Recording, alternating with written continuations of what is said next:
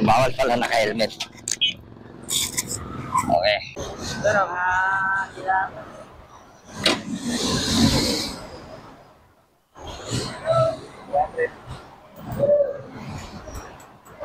Pag wala naman traffic, mabilis din yan.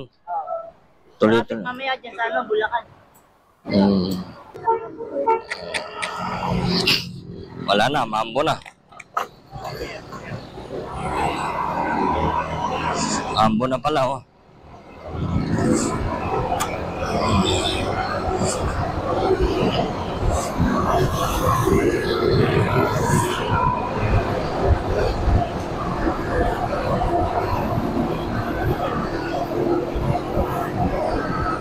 Ambo na guys. Buti hindi naman tayo gaano malayo. Nasa ano lang tayo, Baseco. Pero ito lang, umaambon-ambon na.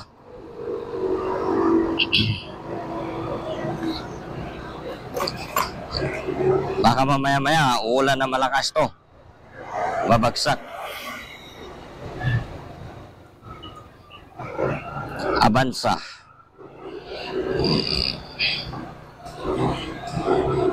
Dito kami nga sa ilalim ng tulay pa ano na tayo na Baseco. Balik na kami ng Baseco. Ano lang ito kasi ano tingnan natin baka mamaya-maya umuulan na to na malakas. Umaambon-ambon pa pag alis natin sa pier, may ambon na.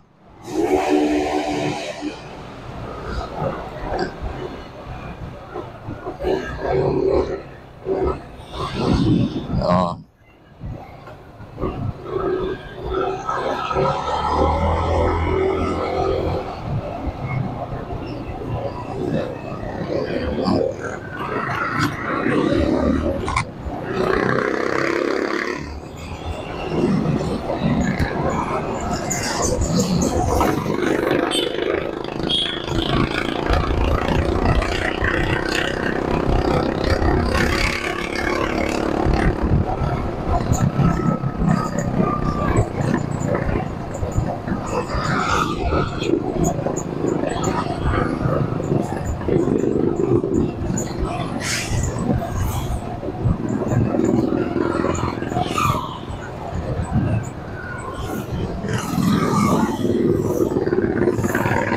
Wala, may motor oh.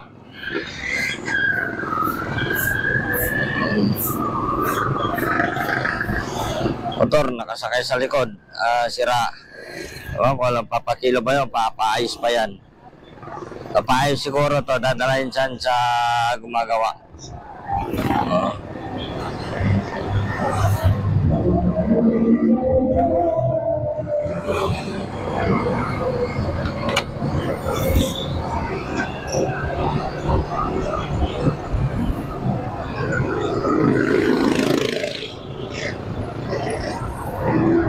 May checkpoint dito.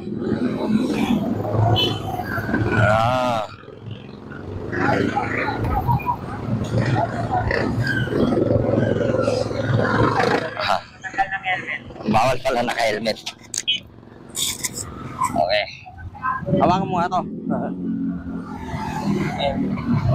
Bawal na. Pag sa loob, bawal na naka-helmet.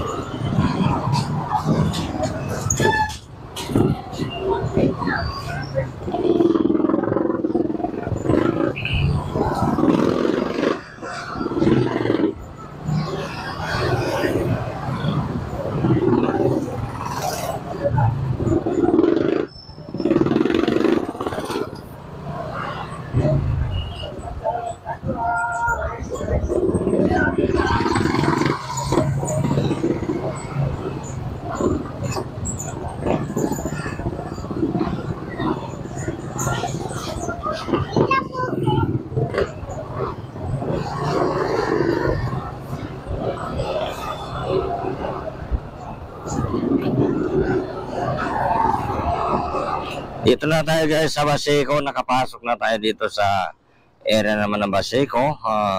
Sa hindi na makapunta dito sa Baseco, ito po ang maging itsura ng Barangay 6.9 Baseco. Dito tayo sa Baseco, Manila. Ito ganito karami no. Hindi kasi ano ngayon hindi mainit ang araw ngayon. Kaya ito may mga ano guys, may sadjar, saka may tuktok. Ay ito may mga paninda sa gilid-gilid. Ito maraming paninda dito sa gilid. Ang puso ko'y nagtuno para sumisikip ang dibdib ko sa tuwing nakikita ko na magkatabi kayo. Yan guys. Hindi naman tayong dalawa ay lagi na lang pinagsiselusan siya. Ang laging dinit na tayo sa school, Benigno Aquino Elementary School.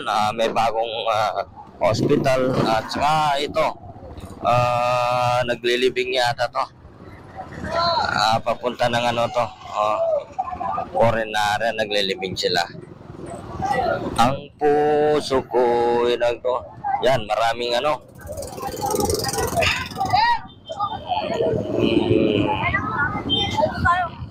Yan.